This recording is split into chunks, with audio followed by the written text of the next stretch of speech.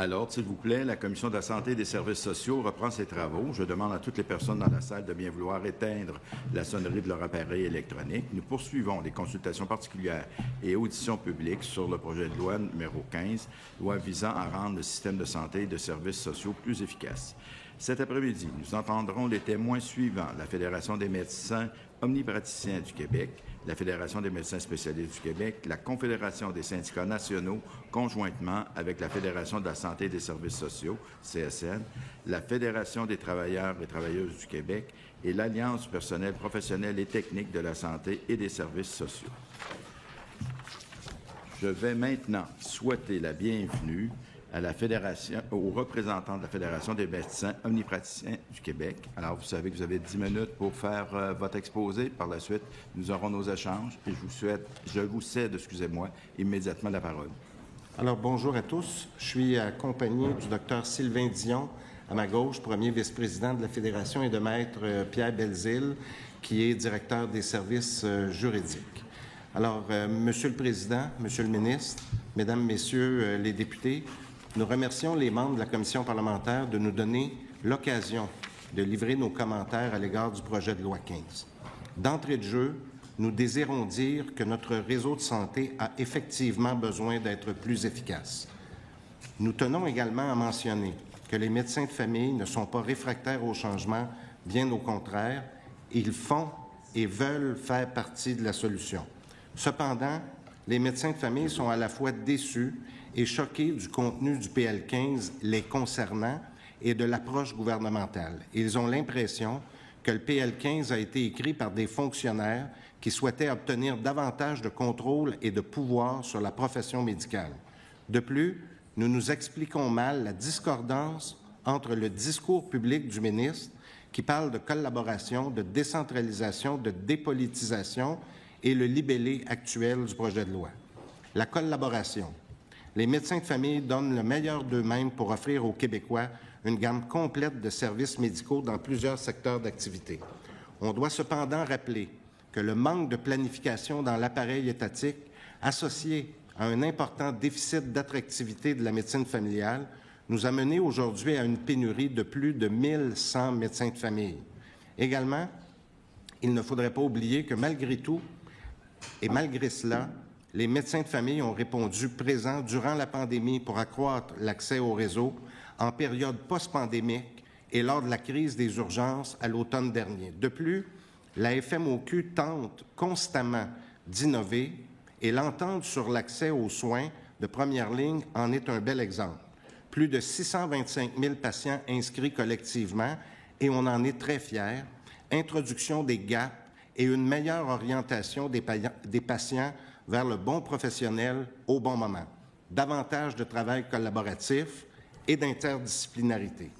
Les médecins de famille répondent encore et toujours présents. Nous avons cependant besoin de la collaboration du gouvernement pour la suite. La coercition. À l'opposé, une approche autoritaire, centralisatrice, coercitive, et dans laquelle toute véritable consultation et négociation sont évacuées, lance un bien mauvais message auprès des médecins de famille. Une telle façon d'agir nuit à l'efficacité des services, mais aussi cause un tort sérieux à l'attrait qu'exerce notre spécialité auprès des étudiants en médecine.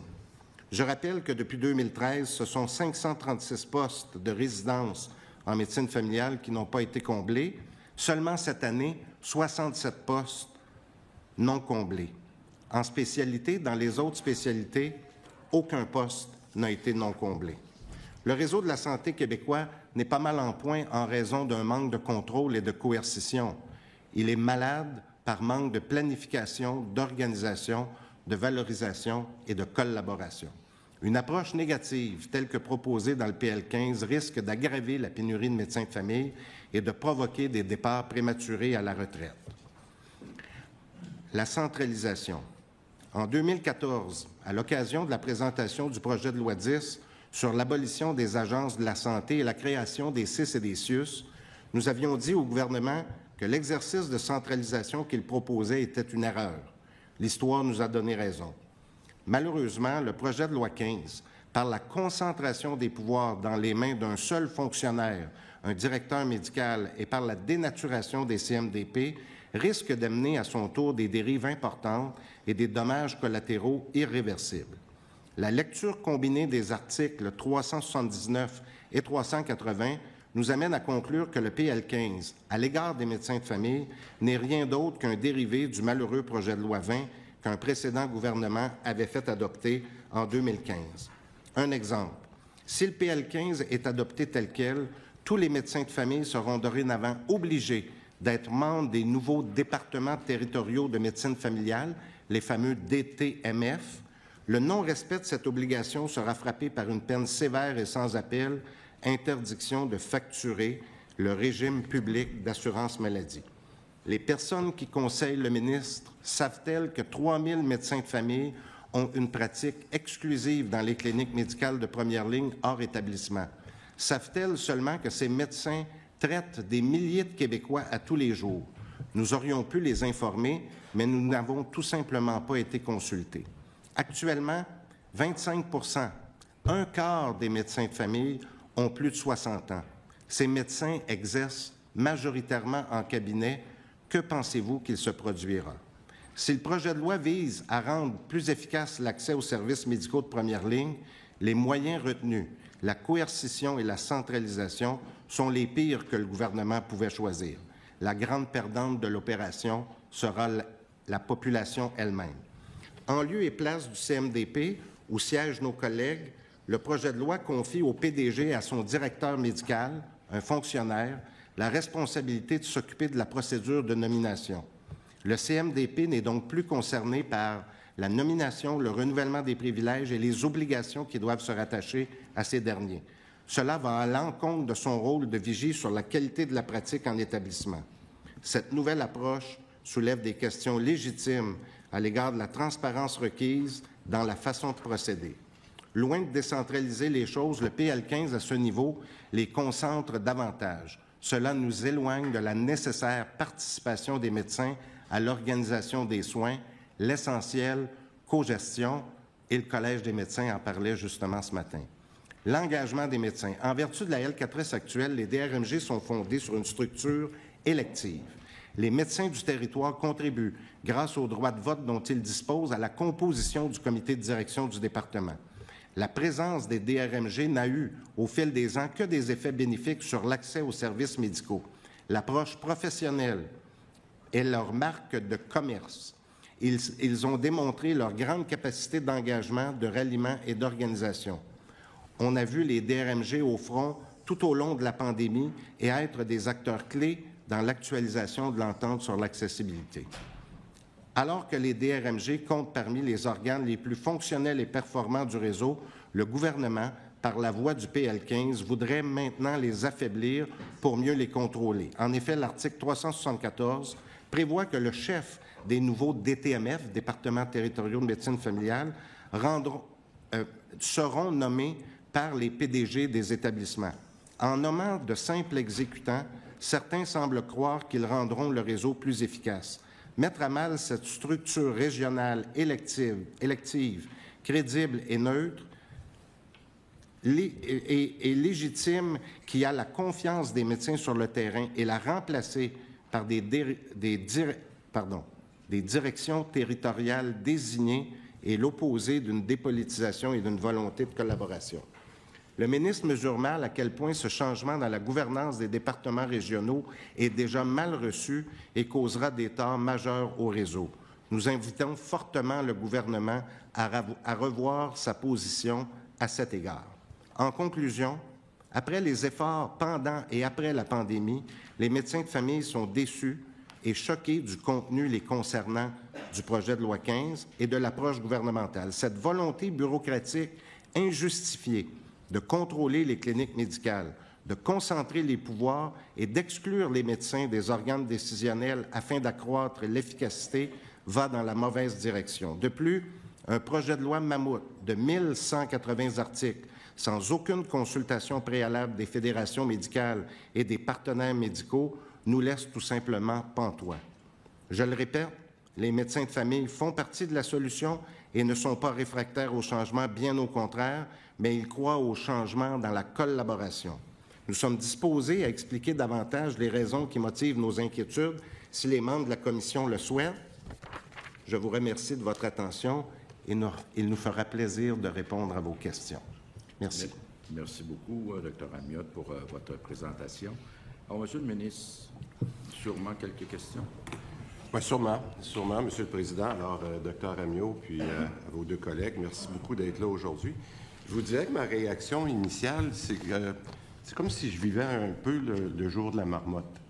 Parce que, à peu près à ce temps-ci, l'an dernier, à peu près à la même date, j'ai entendu à peu près les mêmes mots de la FMOQ quand on a déposé le projet de loi 11. C'était à peu près exactement ce que j'ai entendu dans votre présentation. Puis, quelques semaines plus tard, quelques mois plus tard, on a continué d'avoir des discussions, puis on a eu une entente spectaculaire pour les Québécois sur la prise en charge de près de 600 000 patients au 31 mars. Alors, je vais prendre ça comme un bon signe aujourd'hui. Si c'est ça qui est arrivé il y a un an, puis je vous le dis très sérieusement, j'ai le sourire, là, et je vous vois rire.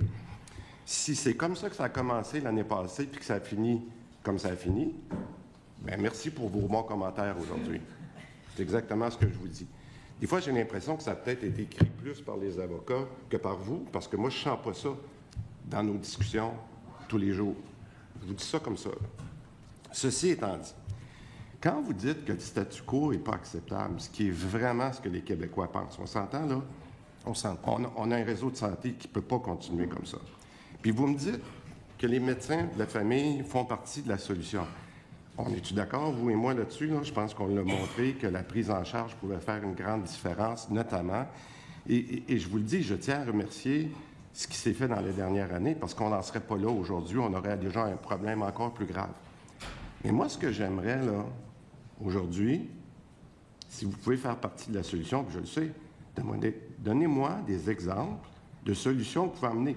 Là, vous me parlez de tous les gros mots, puis je comprends, là, je comprends ça, puis ça fait peut-être partie de la même stratégie que l'an dernier, mais moi, je veux passer par-dessus ça, Dr. Amiotte.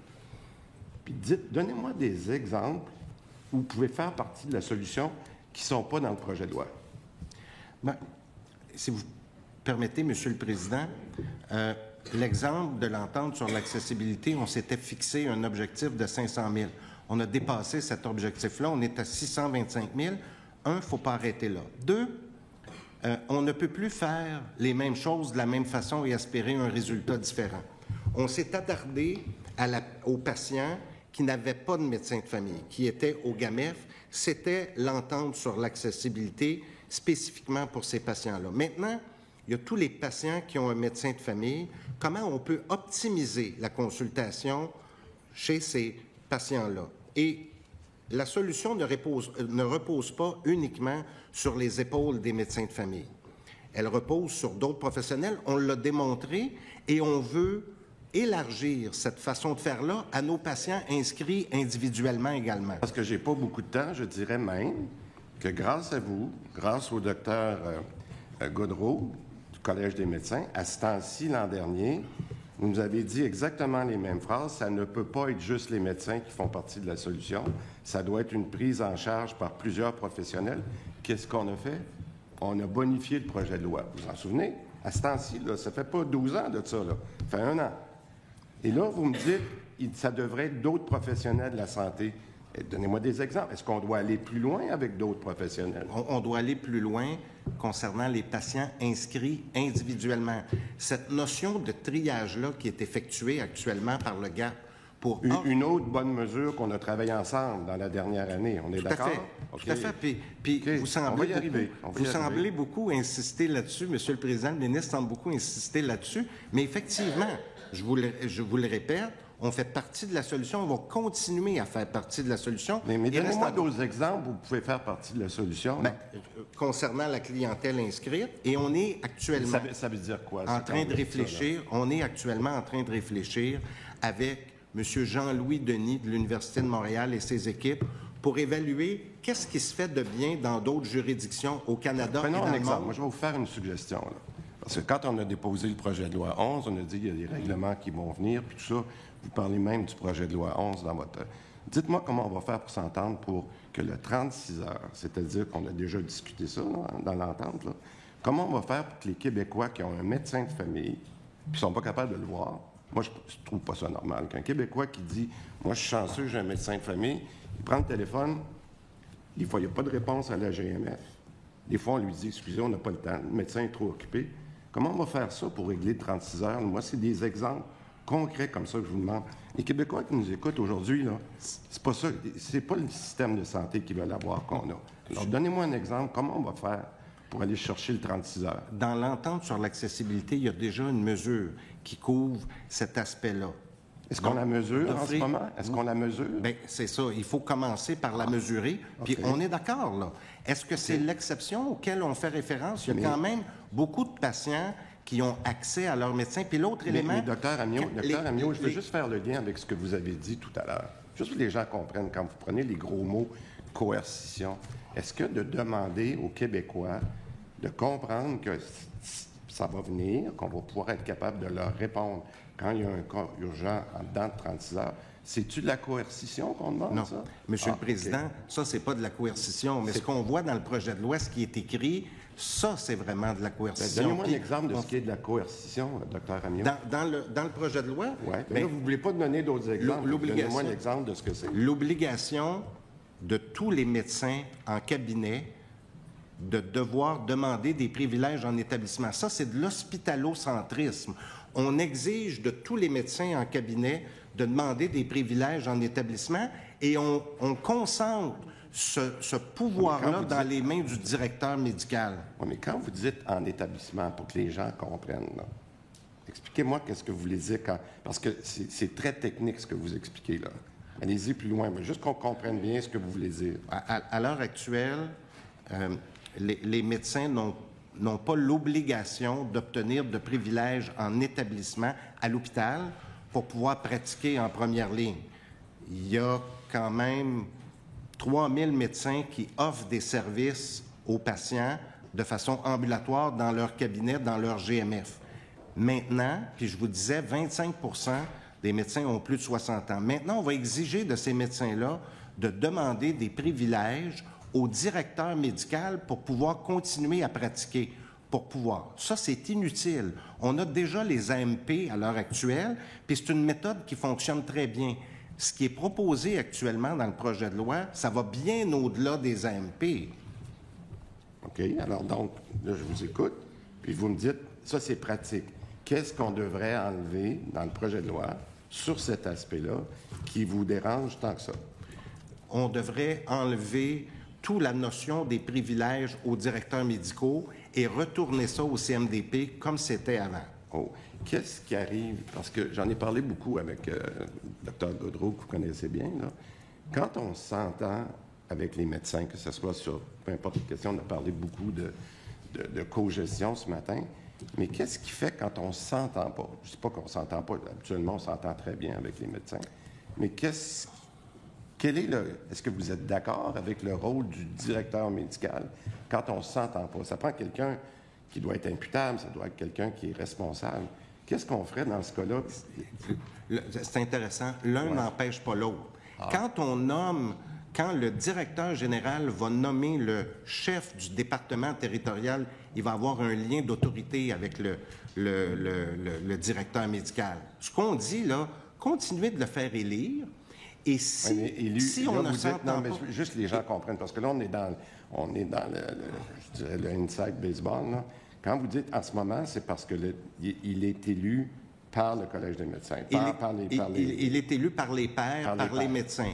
Là, vous prenez ça comme un affront qui soit nommé par le directeur général, oui, avec qui il va avoir un lien d'autorité. Alors là, il ne peut plus consulter de façon autonome parce qu'il y a un lien d'autorité. Quand je consulte mon employé, en général, il va dire la même chose que moi, sinon...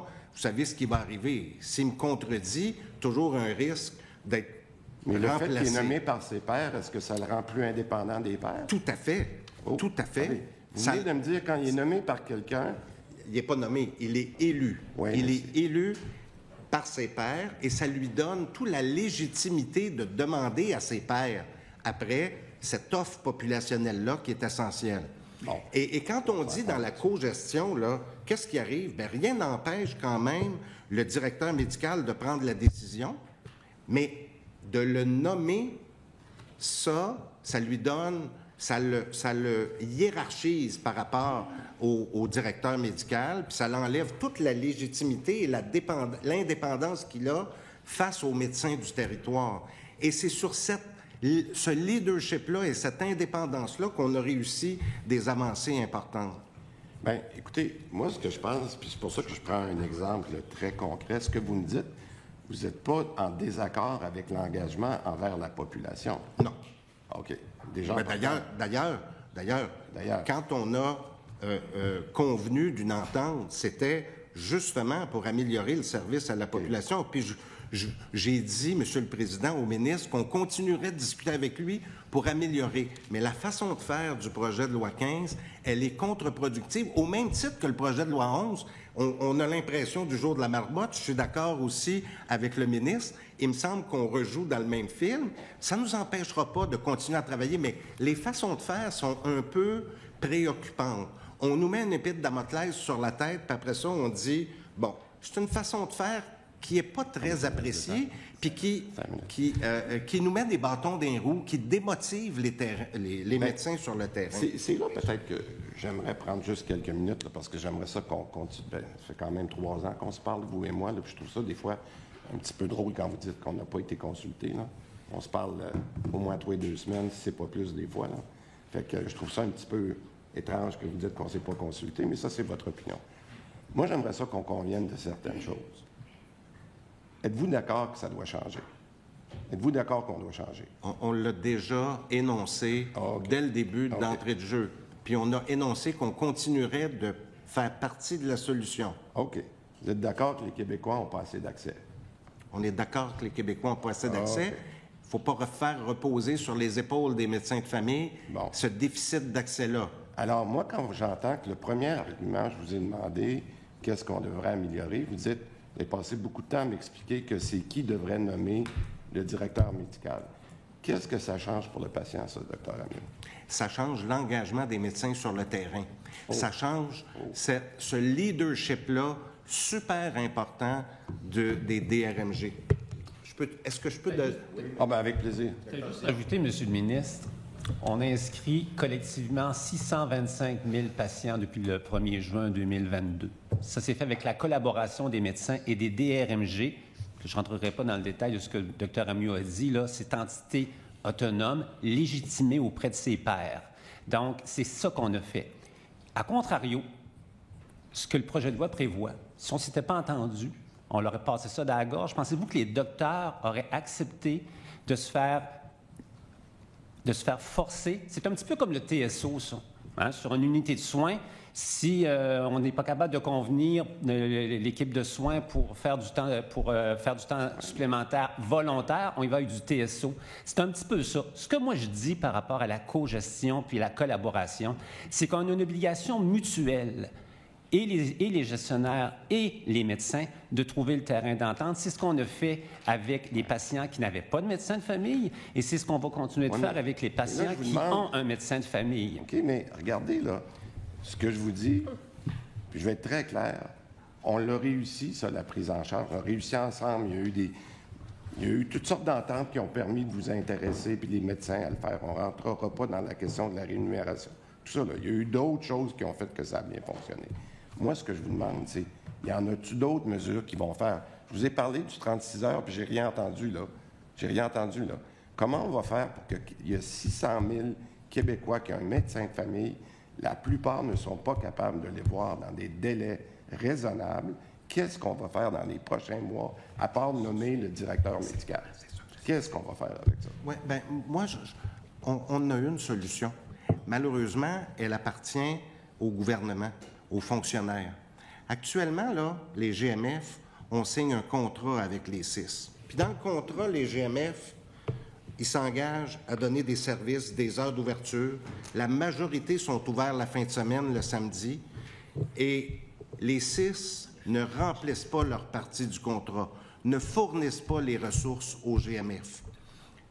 Et là-dessus, on va être intransigeant, là. On va devoir aller dans un mécanisme d'arbitrage pour faire respecter les contrats. Quand on signe un contrat puis qu'on met notre signature en bas, là, bien, ça a une valeur, ça. Mais les 6, là, dans la majorité des endroits au Québec, ne respectent pas ces contrats-là. Oui, on va s'occuper, on va vous les fournir.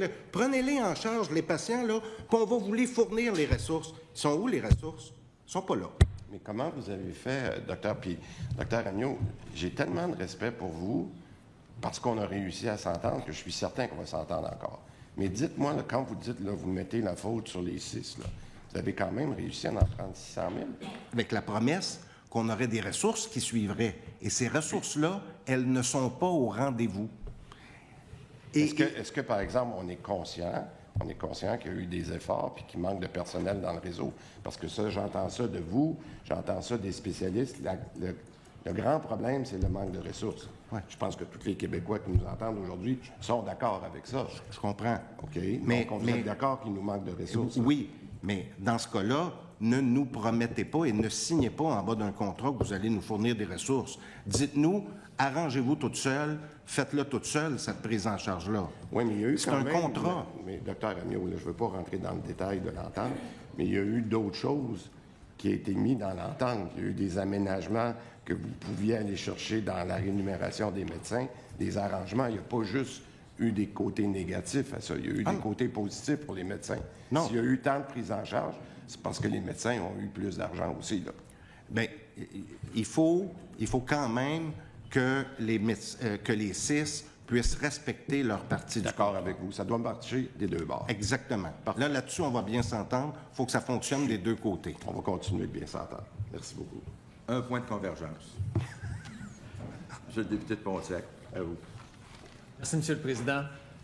Non, on va s'entendre sur une chose, Monsieur le ministre. Là, tout le monde qui va venir en commission parlementaire vont être d'accord pour dire que le statu quo ne peut pas continuer. Mais ça ne veut pas dire que votre réforme et la façon que vous l'amenez, c'est la chose à faire.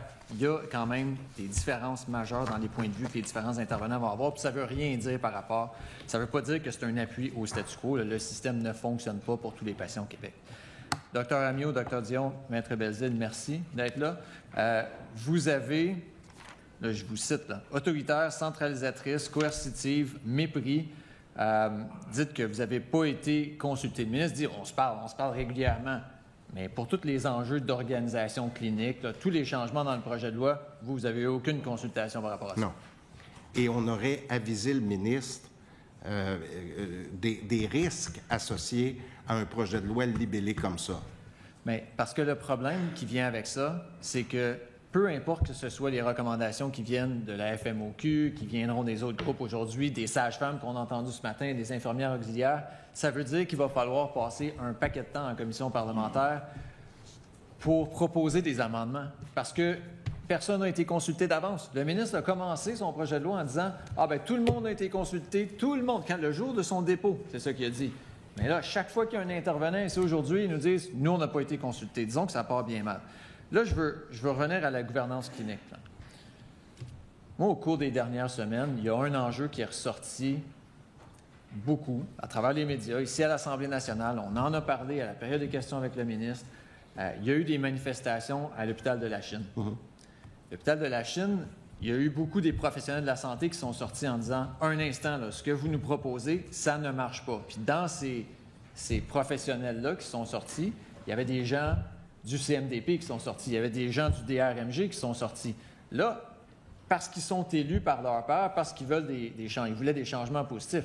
Si ces gens-là sont nommés à travers les nouvelles instances que le ministre met en place, d'après vous, ils vont être capables de sortir sur la place publique puis dire les mêmes affaires qu'on a entendues? Vous avez tout à fait raison, et c'est le commentaire que ces institutions-là, le DRMG et les CMDP, nous ont dit également, qu'ils n'auraient pas pu, dans un contexte de la nouvelle loi, faire ces interventions-là dans l'hôpital de la Chine en appui de la communauté.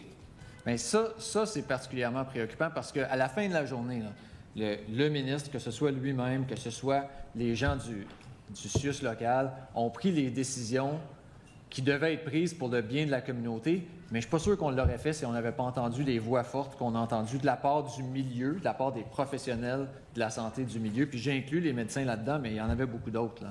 Parce que ce qu'on voit là, dans le projet de loi, puis je pense qu'une des choses que vous tentez de nous dire, c'est qu'aujourd'hui, il y a un CMDP qui a des pouvoirs, bien sûr, sur l'organisation du travail, la planification, la priorisation. Ces gens-là sont élus, c'est bien ça? Là, on va passer à un directeur médical nommé par le ministre, le PDG, peu importe. À l'autre extrême, dans un autre ordre d'idée, le DRMG, élu, va passer, entre autres, va donner une partie de ses pouvoirs au DTMF, nommé. Tout à fait. Qu'est-ce que ça vous dit, ça, qu'on préfère des instances nommées qui ont du pouvoir plutôt que des instances élues par leur pairs? Ça nous dit davantage de contrôle sur la profession médicale, ça nous dit moins de cogestion, ça nous dit plus de centralisation.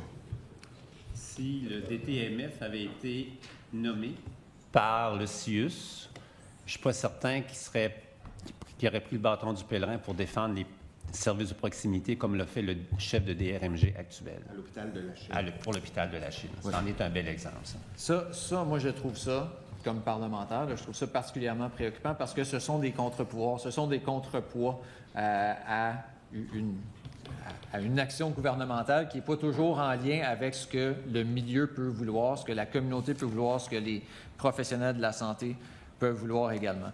Je reviens au CMDP, parce que là, il leur reste une partie des responsabilités. Là. Vous, des médecins, disons, parce que c'est ce que vous représentez, c'est ceux que vous représentez, à qui vous avez parlé, avec les responsabilités qui restent au CMDP, qui va vouloir faire partie de ce groupe-là? C'est très inquiétant, ça. C'est très inquiétant, cette concentration. Puis Dr Gaudreault, ce matin, le mentionnait, le Collège des médecins, la CMDPQ, Dr Arata, il y a 2 semaines également, concernant les CMDP. Tous les médecins sont très inquiets de cette concentration des pouvoirs-là dans les mains du directeur médical et dans cet affaiblissement du CMDP qui a un rôle de qualité de l'acte, mais dans son rôle de qualité d'évaluation de l'acte, il doit aussi évaluer les privilèges qu'il octroie en fonction des compétences et de la formation des médecins. Donc, ça fait partie de la qualité de l'acte, l'octroi des privilèges. Une des choses que vous avez mentionnées là, qui nous apparaît particulièrement, disons, alarmante, parce que c'est un peu ce que vous faites, là, sonner un signal d'alarme, c'est qu'il y a une bonne partie de vos médecins qui, disons, ont un certain âge, pourraient être à l'âge de la retraite s'ils choisissaient de le faire, là, disons. Et que là, parce que vous en avez 3000 qui pratiquent uniquement en clinique, là, j'imagine qu'il y en a que c'est souvent en fin de carrière, en fin de pratique, qui vont se tourner vers cette façon d'octroyer des soins-là. Si je comprends bien votre propos, vous êtes en train de nous dire qu'il pourrait y en avoir une grande partie ou une partie de ceux-là qui pourraient être poussés vers la retraite par le projet de loi. Tout à fait. Et nous, on allume la lumière rouge en disant danger. Danger d'utiliser les leviers qui sont dans le projet de loi 15. Grand danger, ça va démotiver les médecins sur le terrain, ça va en pousser à la retraite, ça va en pousser au privé vers d'autres provinces. Et c'est la population qui va être la plus pénalisée dans tout ça. Mais c'est là que ça devient difficile. Là. C'est si la population est pénalisée, s'il y a des gens qui perdent leur médecin de famille parce que celui-là choisit de quitter, de prendre sa retraite à cause d'obligations nouvelles, c'est là qu'on a peut-être un enjeu. Là. Je veux vous poser la question des services sociaux. On n'en voit pas dans le projet de loi, on n'en parle pas. On passe de CIS et de SUS, là, Santé, Services sociaux, à Santé, Québec, Outaouais, Abitibi, etc. On fait peu ou pas référence, en fait presque pas référence aux services sociaux. Je sais que les médecins de famille finissent par emporter un poids quand les services sociaux ne sont pas adéquats dans une région. Moi, ça, vous entendre sur le fait qu'on n'en parle quasiment pas dans ce projet de loi. Ça augmente la charge des médecins de famille. Prenez par exemple à Amqui, là, on l'a entendu dans les nouvelles, l'accès à tous les services de santé mentale, il n'y en a presque pas. Alors, tout ça pèse sur les médecins de famille. Quand je disais, il ne faut pas faire porter aux médecins de famille l'ensemble des problématiques, mais il en demeure pas moins que souvent, c'est la seule ressource accessible, disponible au Québec, le médecin de famille. Alors, de tout lui faire reposer sur les épaules, c'est la mauvaise voie. C'est quoi le plus grand enjeu dans le réseau de la santé en ce moment?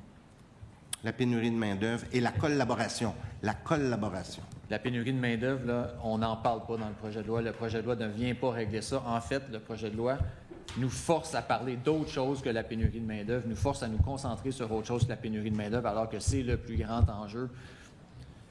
Ça m'apparaît une omission, disons, pour être gentil, une omission majeure de la part du ministre. Merci, M. le Président. Alors, M. le député de Rosemont, je vous cède la parole. Merci, M. le Président. Messieurs, bonjour. Rebonjour, je devrais dire. On se voit souvent ces temps-ci. Visiblement pas les mêmes contacts que vous avez avec le ministre, à voir comment c'est échauffé tout à l'heure.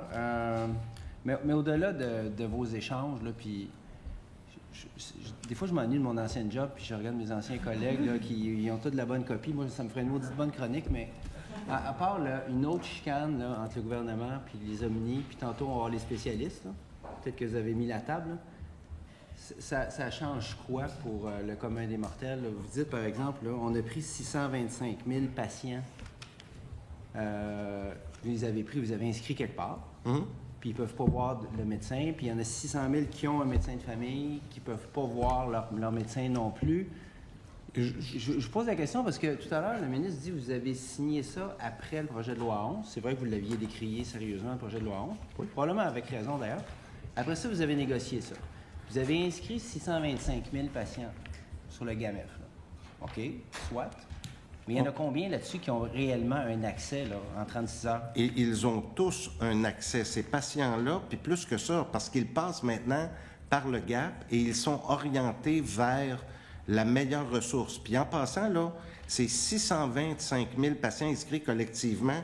Les médecins offrent au GAP 625 000 plages annuelles. Puis c'est le GAP qui les gère, là. C'est le GAP qui décide de prendre un patient puis de le mettre dedans. Alors, ils sont disponibles, là. Prenons les autres, là, qui ne peuvent pas voir là, leur médecin en 36 heures. Le ministre a l'air de dire que c'est de votre faute. C'est-tu de votre faute? Non seulement c'est pas de notre faute, j'apporterai un élément. Ça me fait penser, le ministre me demandait des solutions tantôt. Je dirais, on a des docteurs qui veulent travailler plus actuellement. Puis normalement, au Québec, quand on travaille plus que 40 heures, on a au moins la même rémunération, parfois temps et demi, parfois temps double. Bien, j'ai des docteurs qui veulent travailler plus, puis après un certain temps, après une certaine prestation de service, qu'est-ce qu'on fait? Qu'est-ce qu'on fait? On les coupe de 75 %. Et on a demandé aux fonctionnaires à qui on veut donner plus de pouvoir, bien, on trouve que c'est inacceptable dans le contexte où les urgences sont bondées, remplies, et qu'on veut réorienter ces patients-là. Donc, les docteurs qui lèvent la main et qui disent « Moi, j'en ferai plus, je travaillerai plus ». Non, on continue de vous couper à 75 %. Pensez-vous que ça les intéresse de travailler plus, ces docteurs-là? Et on a demandé à ces mêmes fonctionnaires-là. Moi, je suis inquiète de donner des pouvoirs à ces fonctionnaires-là qui ne sont pas capables de régler cette problématique-là ici et maintenant. Okay. La coupe de 75 % du salaire dont vous parlez, est-ce que c'est en vertu d'une entente que vous avez signée? Tout à fait. Mais on l'a signé à une autre époque. Et là, maintenant, il faut revoir les façons à la lumière de ce qui se passe actuellement. Député des Îles-de-la-Madeleine, 2 minutes 52. Merci, M. le Président, Dr Ammiot. Bonjour à ceux qui vous accompagnent. Vous êtes déçus, choqués, c'est clair. Vous avez des termes très durs envers l'approche. Vous parlez d'une posture vainement agressive qui vise à dicter unilatéralement les conditions de pratique. Vous parlez d'un passage de la collaboration à la coercition, à la concentration de pouvoir. Vous craignez énormément les effets. Moi, je veux savoir quelles sont les conséquences pour la collaboration pour les médecins. Quelle est la conséquence de ne pas mettre les médecins dans le coup du point de vue du patient? Mais des dérives, parce que ce sont les médecins qui, à chaque jour, les voient, ces patients-là, vivent les difficultés d'accès de ces patients-là. Et les médecins représentent la voix de ces patients-là. Difficulté d'accès au plateau technique, aux examens radiologiques, difficulté d'accès aux services de santé mentale, aux services sociaux. Vous avez aussi parlé du projet de loi 20 qualifiant le PL15 de dérive du PL20. Ça fait longtemps qu'on n'en avait pas entendu parler. C'est quoi le lien entre le projet de loi qui n'a jamais été mis en œuvre puis celui-ci? Bien, on est dans le même modus operandi, là, des obligations et la coercition. On est dans la méthode bâton. Et d'ailleurs, en introduction, il y a 2 semaines, en message préliminaire, le ministre indiquait qu'il avait intégré la loi Barrette dans ce projet de loi-là. Quand même inquiétant. Et est-ce qu'un exemple de ça, c'est les 3000 médecins dont vous parliez qui sont en cabinet puis qu'on va forcer à s'inscrire, à demander des privilèges? En établissement. Puis, est-ce que je comprends bien que l'effet, c'est que c'est des gens qui sont en cabinet, oui, mais qui rencontrent des patients, puis on va les détourner de leurs patients pour leur faire des tâches en milieu hospitalier? On risque de leur faire ça, mais effectivement, vous avez tout à fait raison. Alors qu'on a besoin d'eux en cabinet. Bien, c'est ça. Donc, on va priver un certain nombre de patients d'une visite au médecin pour faire aux médecins d'autres tâches en milieu hospitalier. C'est ça que vous décrivez. D'accord. Est-ce que vous avez l'impression que le projet de loi, je vais finir là-dessus, nous détourne des problèmes quotidiens que l'on vit à l'heure actuelle? Est-ce qu'on avait besoin d'une réforme de structure? Bien, on aurait préféré continuer à travailler en collaborant dans la bonne direction et effectivement, on doit travailler à se présenter en commission parlementaire, analyser un projet de loi. C'est pas ça qu'on veut. On veut collaborer pour donner de meilleurs services à la population. Merci. Alors, Madame la députée de Vaudreuil, vous terminez ce premier échange. Merci, M. le Président, merci. Vous avez parlé d'emblée, au début de votre présentation, qu'il y avait 70 postes, à peu près 70 postes qui étaient non comblés en médecine familiale au Québec. C'est beaucoup, surtout que je regardais les statistiques. Depuis 2009, on a plus de médecins qu'on en avait au Québec. Est-ce que ce projet de loi-là va venir aider ou est-ce que c'est des contraintes supplémentaires? Absolument pas. C'est des contraintes supplémentaires et une diminution d'attractivité de cette profession-là qui est déjà pas attractive. Donc, les jeunes s'intéressent, parce que j'ai entendu l'annonce du ministre hier, entre autres à Rimouski, avec les AMP. Il n'y a rien d'attractif là-dedans. C'est un risque énorme, ce projet de loi-là, s'il est adopté tel quel. Et on souhaite que le ministre adapte ce projet de loi-là suite aux auditions en commission parlementaire, comme vous le faites actuellement. Et que l'étude article par article puisse bonifier ce projet de loi-là. On dit depuis le début qu'il y a une certaine ouverture, que le ministre écoute. Alors, s'il y a des messages à passer, gênez-vous pas. Les PREM, les PEM, les PREM, est-ce qu'il y a un commentaire en lien avec les PEM, les PREM qui sont dans le projet de loi ou est-ce que ça va aider à combler justement ces postes? Il faut aller... On a déjà déposé, quand le ministre parlait de solutions, on a déjà déposé 20 mesures au ministère, des mesures pour mieux répartir les médecins sur le territoire, des mesures à saveur incitative plutôt que des mesures coercitives et des obligations. On est vraiment... Et la vitesse avec laquelle on discute de ces mesures-là est très ralentie. Merci. C'est beau. Merci beaucoup. Merci beaucoup aux représentants de la Fédération des médecins omnipraticiens du Québec pour votre exposé et pour ces échanges qui, souhaitons-le, seront constructifs. Alors, merci beaucoup. Je suspends les travaux pour permettre au prochain groupe de prendre place. Merci beaucoup.